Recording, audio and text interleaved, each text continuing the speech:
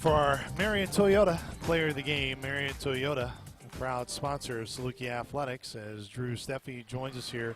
Drew, appreciate the time, brother. I know these are definitely not fun to do. For you, Drew, just kind of as a guy who's on the floor a lot there in the second half, what was really the difference, especially there early coming out of the locker room to start the second half? That's when Belmont really made their hay, and seemed like those were the 4 minutes, Drew, that really set the tone for how the rest of the game went. Yeah, I mean, we just came out so super flat. I couldn't even tell you why. We had good energy in the locker room. Came out super flat. They hit a 2 to start, hit a 3, cut to like 8, and then we just never came back after that. Like when we have leads like that, we got to extend on it, extend, and we did not do that. I mean, they cut it to 2 in the under 16 timeout. It just can't happen.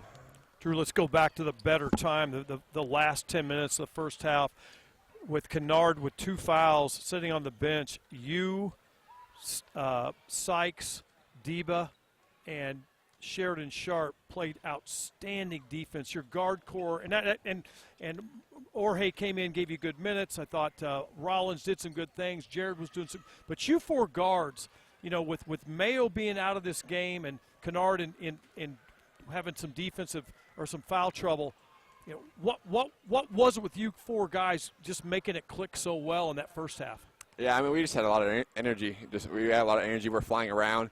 I mean, we were contesting shots, flying around, rebounding, defensive rebounding. We really did, and we were just pushing it. I mean, and we just got up and down, and we kind of played their game a little bit, but like we really guarded. We made them make tough shots, and we just got out of there. I mean, we had it going there, and yeah.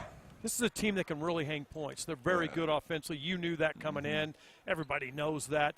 I thought your communication in that first half was just some of the best. I thought at Bradley, when you had that stretch and they had a lead, I could see sitting a mile away that you guys just weren't clicking on your touch switches and your help and getting out. But then you caught fire toward the end of the second half, basically that same group. Are you seeing that too with this group? Yeah, I mean, that group just like we were just defending. I mean, we really didn't care. We threw a couple different defenses at them too, so they didn't really know what we were in. But yeah, I mean, that group there we were flying around, and it showed. I mean, it showed. But I mean, we just gotta pick it up. It doesn't matter who's in. We gotta keep the same energy we had at that last 10 minutes to start out the second half, and we just did not do that. Let me ask you one more defensive question about you personally. Where do you think you've grown the most throughout this season to this point on the defensive end?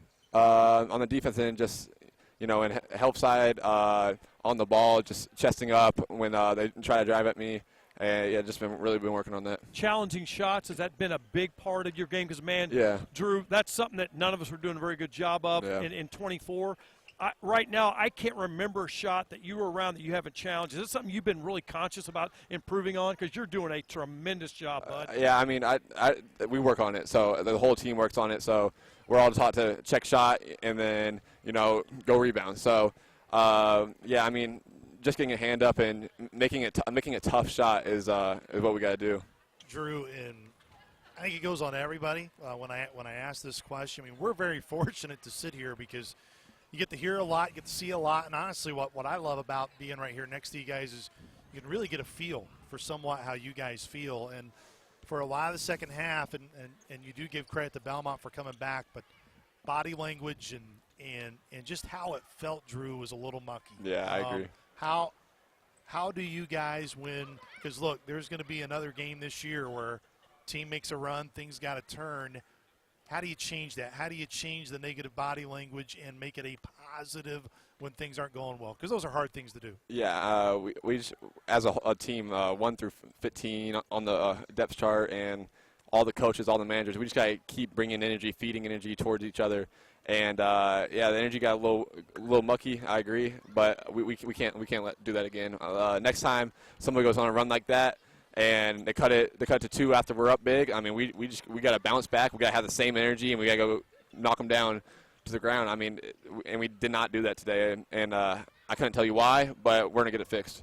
I know Coach Watson was asking you about your defensive improvement just for the fans and those listening, Drew, what did you believe were the differences late in the game in terms of just what Belmont did defensively for you guys to just really kind of stifle you guys on offense? Yeah, they just they kind of stayed under everything. They stayed under everything. They had heavy help, and we kind of got stagnant. So when there's heavy help and you're stagnant, there's no lanes to drive at all, and it just wasn't the right field. It didn't look good, and I mean, we're gonna watch film. We're gonna learn from it, but we gotta get it fixed. I mean, just the ball movement. I mean, we took probably like 5-6 shots in a row where the clock was under 3.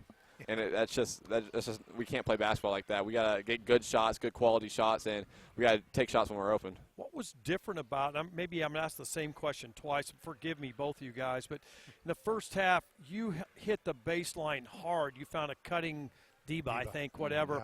Yeah. You also made a really nice. I think your first basket was on the right seam, getting down there.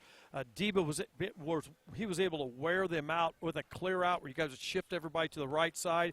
What was taking that part away? What is that something maybe you guys got to keep growing and saying, hey man, that first half, if we run a clear out, get deep on the left side, they can't stop him. And in your case, do it the other way because your length is really showing up, man. I'm so impressed with how you're playing the game right now. Is that something maybe you guys can recognize and communicate during the game?